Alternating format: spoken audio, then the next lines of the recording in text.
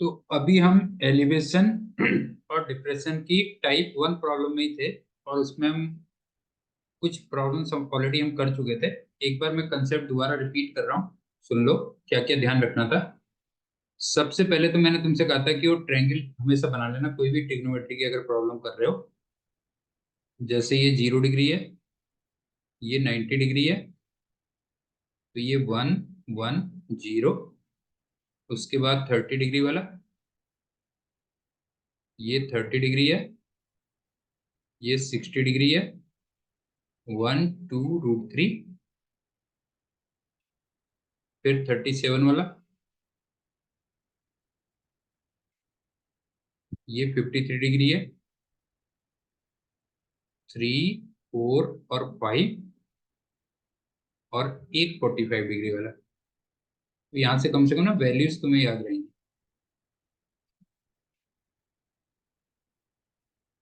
1 1 और √2।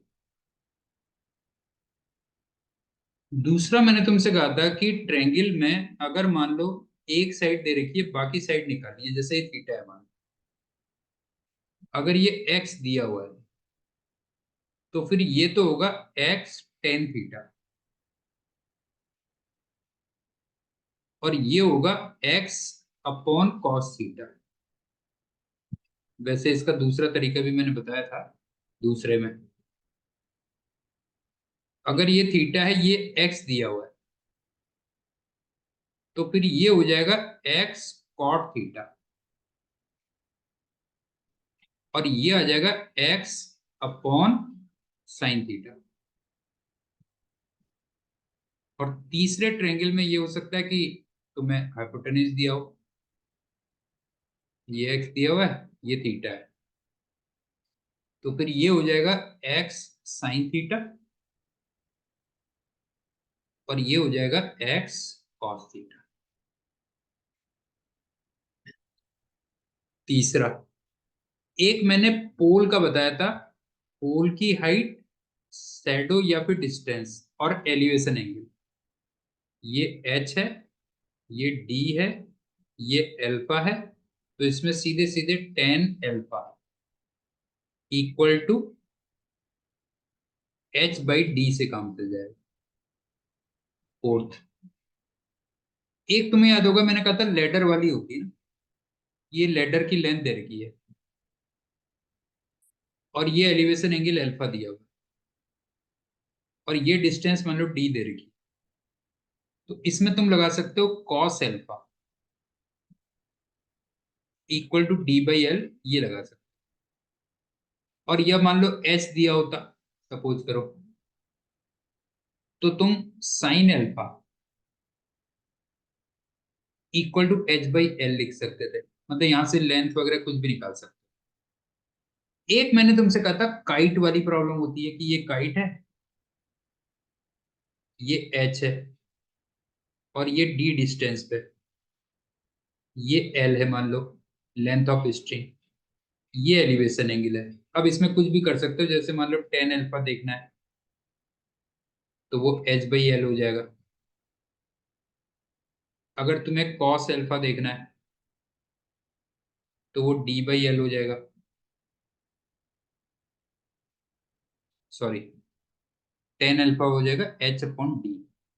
ठीक है, h/d, ये ध्यान।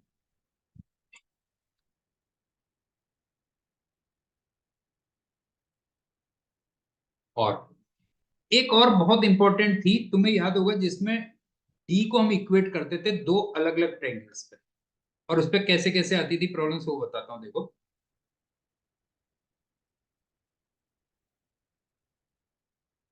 जैसे एक ये आता था ना, दो टावर्स हैं देखो,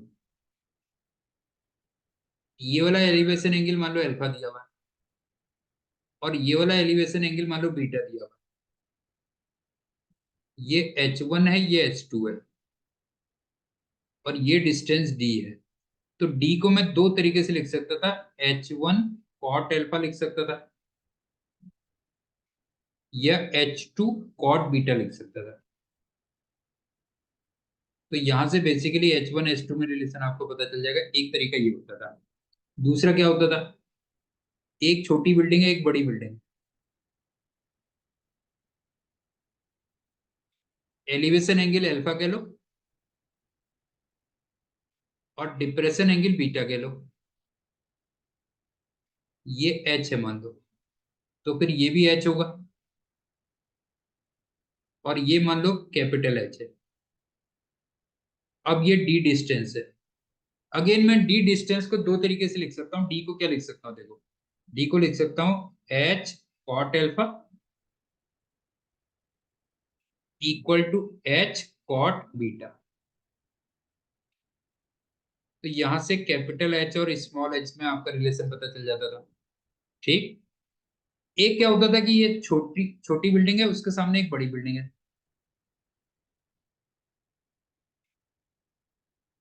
अब टॉप से जो एलिवेशन एंगल आता था उसको अल्फा कह लो,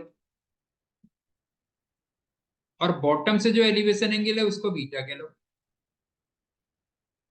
ये एच है, तो ये भी एच है, और ये मान लो कैपिटल एच है। अगेन मैं अब डी को दो तरीके से लिख सकता था। नहीं, डी को दो तरीके से लिख सकता था, और इसमें क्या कर सकता था, डी इक्वल टू एक तो लिख सकता था H tan alpha.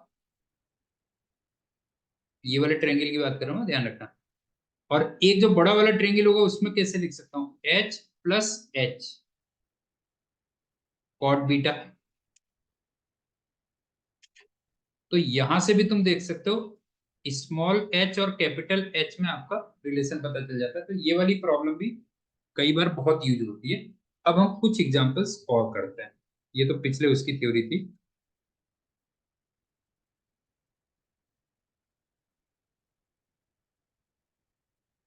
Example one,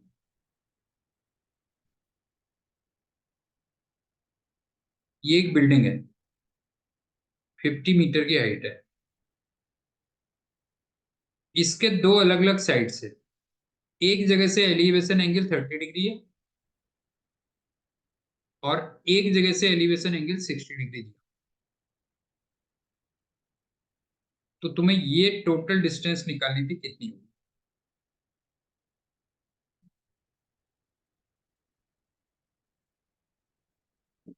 अब आप ये बताओ कि अगर मैं इसको D1 कहता हूं और इसको D2 कहता हूं, तो सिंपल सी बात है, तुम्हें दिख रहा होगा D1 की जो वैल्यू होगी वो होगी 50 cot 30 डिग्री, और D2 की जो वैल्यू आएगी वो 50 cot 60 डिग्री आएगी। अब cot 30 और cot 60 की वैल्यू रख लो, और D1 और D2 को क्या कर दो, ऐड कर दो, तो वहां से बदल दो। मेरे ख्याल से क्लियर हो गया। ठीक। अगला एग्जाम्पल,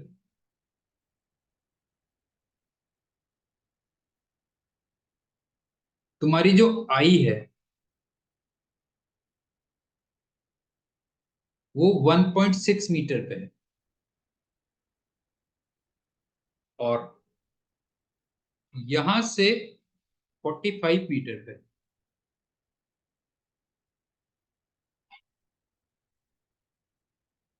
इस बिल्डिंग के टॉप का जो एलिवेशन एंगल दिया हुआ है वो 30 डिग्री दिया हुआ है। तो तुम्हें बिल्डिंग की टोटल हाइट निकाल।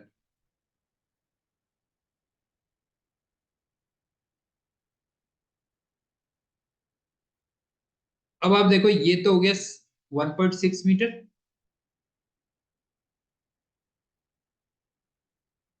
अब के तुम्हें ये 45 दे रखा है, तो इसका मतलब ये वाली जो एच आएगी वो 45 टेन 30 डिग्री होगी, ध्यान रखना। समझ में आया आपके, ये दे रखा है 45 मीटर, तो एच की वैल्यू कितनी हो जाएगी, 45 टेन 30, और टेन 30 तुम जानते हो 1/√3 होता है, तो ये 45/√3 होगा। वैसे इसको ऐसे भी लिख सकता हूँ, देखो 15 × 3 अपॉन √3, लेकिन √3 से इसको √3 बार कैंसिल कर सकते हो, तो ये 50√3 आ जाएगा, 15√3 ये। और इसमें 1.6 मीटर और ऐड कर दोगे। और अगर ये वाली चीज तुम्हें याद नहीं रहती है तो तुम ऐसे लिख सकते हो ना, देखो H/45, ये तुम्हें टेन 30 डिग्री दिख रही है, और टेन 30 डिग्री होती है 1/√3 होती है। तो यहां से भी h की वैल्यू कितनी आ जाएगी, 45/√3 आ जाएगी। मेरे ख्याल से ये भी क्लियर हो गया होगा। ठीक है, ये तुम्हारी आई 1.6 मीटर की हाइट पे है, और वहां से एक बिल्डिंग, ये बिल्डिंग आ रही है, ध्यान रखना, एक बिल्डिंग के टॉप का जो एलिवेशन एंगल दिया हुआ है 30 डिग्री दिया हुआ है। तो तुम्हें बिल्डिंग की टोटल हाइट निकालनी है, कैसे होगी। थर्ड एग्जाम्पल थोड़ा अलग टाइप का है।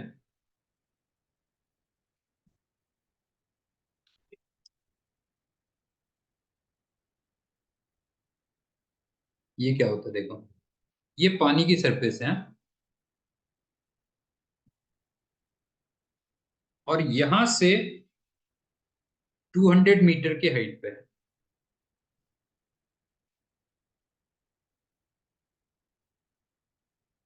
ये तुम्हारी आई है, और इधर कहीं क्लाउड है।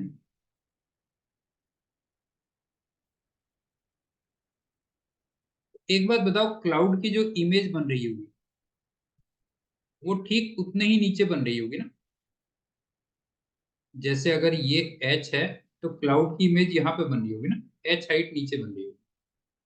समझ में आया, पानी की सरफेस है, ये पानी की सरफेस है। अब तुमसे क्या कहता है, क्लाउड का जो एलिवेशन एंगल है, ये तो 30 डिग्री है, और क्लाउड की इमेज का जो डिप्रेशन एंगल है, ये 60 डिग्री है। ठीक, तो तुम्हें हाइट ऑफ क्लाउड निकालनी है। हाइट ऑफ क्लाउड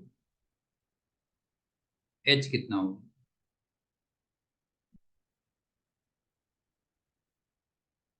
एक बार दोबारा देख लो, पानी की सरफेस से 200 मीटर ऊपर तुम्हारी आई है, और पानी की सरफेस से एच हाइट ऊपर क्लाउड है।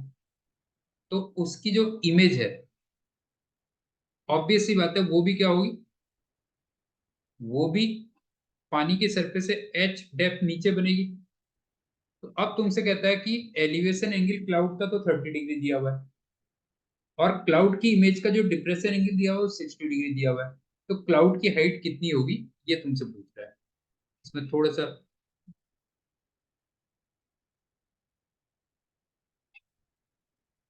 देखो,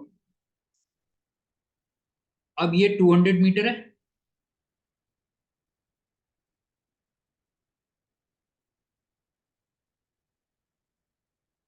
और ये टोटल हाइट एस थी, तो इसका मतलब ये हो गया H-200 है।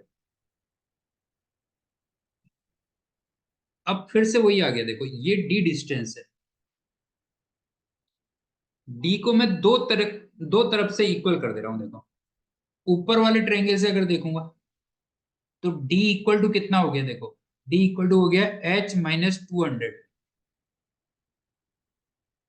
10 cot 30 डिग्री।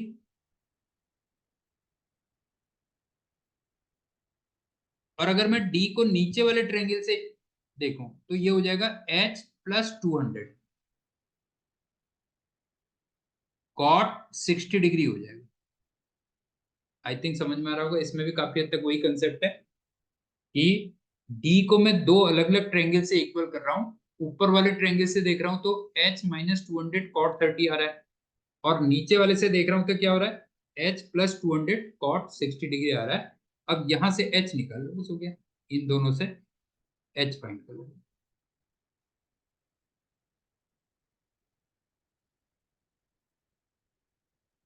समझ में आया। ठीक, एग्जाम्पल 4 क्या है देखो, ये भी थोड़ा अलग टाइप का है। इसमें क्या होता है कि एक बैलून है, ये ऊपर को जा रहा है, ठीक है, बैलून ऊपर को जा रहा है, और यहां से तुम 450√3 मीटर से देख रहे हो इसको, 450√3 मीटर से यहां से देख रहे हो इसको। तो 6 मिनट के बाद, 6 मिनट के बाद तुम्हें एलिवेशन एंगल 60 डिग्री दिखाई देता है, तो बैलून की स्पीड कितनी होगी ये पूछता है। क्वेश्चन समझ में आ रहा है ना, कि 450√3 मीटर दूर से तुम देख रहे हो, पर बैलून ऊपर को जा रहा है, तो 6 मिनट के बाद 60 डिग्री एलिवेशन एंगल बनता है, तो v कितना होगा। तो एक बात बताओ, 6 मिनट के बाद ये जो डिस्टेंस ट्रेवल कर लेगा, ये 6 × v कर लेगा ना। ये बताओ, ये 6 × v ट्रेवल कर लेगा, ठीक। और ये 60 डिग्री दिया हुआ है।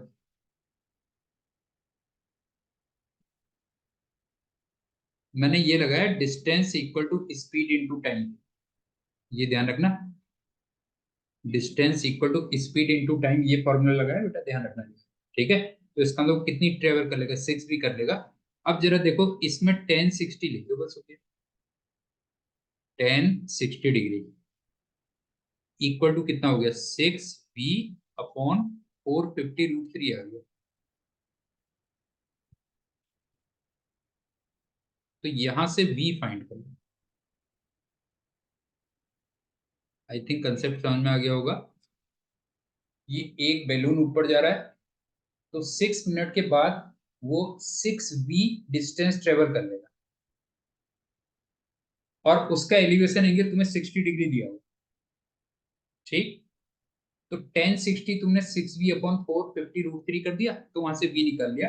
लेकिन ये ध्यान रखना, यहाँ पे v की जो यूनिट आएगी वो मीटर पर मिनट होगी, ध्यान रखना।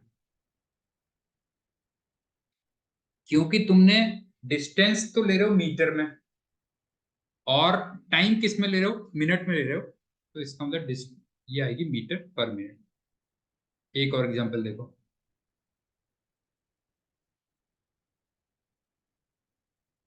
ये थोड़ा पाइथागोरस पे बेस्ड है प्योरली। दो टावर है, एक देर का 38 मीटर, एक देर का 58 मीटर,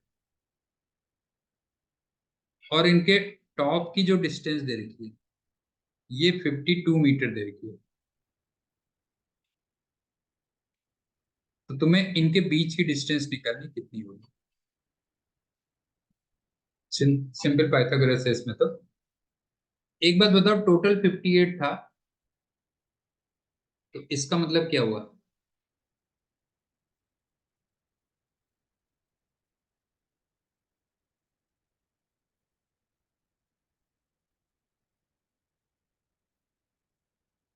ये 38 है, तो ये 20 हो गया ना। अब ये बताओ, इसका स्क्वायर इक्वल टू 20 का स्क्वायर प्लस डी का स्क्वायर हो गया। 52 का स्क्वायर इक्वल टू 20 का स्क्वायर प्लस डी का स्क्वायर आ जाएगा, क्यों। तो यहां से डी फाइंड करो। आई थिंक समझ में आ गया होगा। दो टावर थे, एक की हाइट 38 मीटर, दूसरे की हाइट 58 मीटर, और उनके टॉप टू टॉप जो डिस्टेंस दे रखी थी, ठीक, वो 52 मीटर दे रखी थी। तो दोनों टावर्स के बीच की डिस्टेंस पूछी। ये टावर 1 था और ये टावर 2 था। एक और एग्जांपल देखो,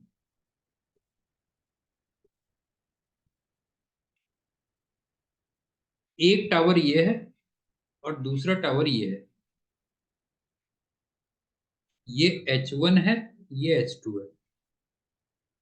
अब तुमसे कहता है बिल्कुल उसके मिड से, एक का एलिवेशन एंगल 30 डिग्री दिया हुआ है, और एक का एलिवेशन एंगल 60 डिग्री दिया हुआ है। तो तुम्हें H1/H2 निकालना। क्वेश्चन रिपीट कर रहा हूं, दो टावर दे रखे थे, एक की हाइट H1, एक की हाइट H2, उनके बिल्कुल सेंटर से एक का एलिवेशन एंगल 30 डिग्री और दूसरे का एलिवेशन एंगल 60 डिग्री दिया हुआ है, तो H1/H2 करना है। अब आप ये बताओ, ये बिल्कुल मिड में है, तो इसका मतलब ये अगर D है तो फिर ये भी D है। अब D की वैल्यू दोनों ट्रायंगल से इक्वल कर दो, बस हो गया। D की वैल्यू क्या हो जाएगी, H1 cot 30 degree equal to H2 cot 60 degree होगी, क्यों? ठीक है ना, H2 cot 60 डिग्री। अब cot 30 जो हम जानते हो √3 होता है,